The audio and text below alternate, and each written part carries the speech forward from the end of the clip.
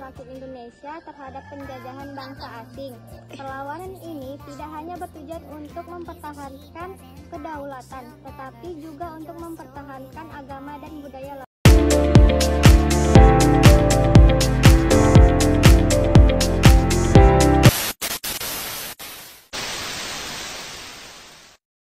Hasil perlawanannya ialah pengusiran Portugis dari Ternate.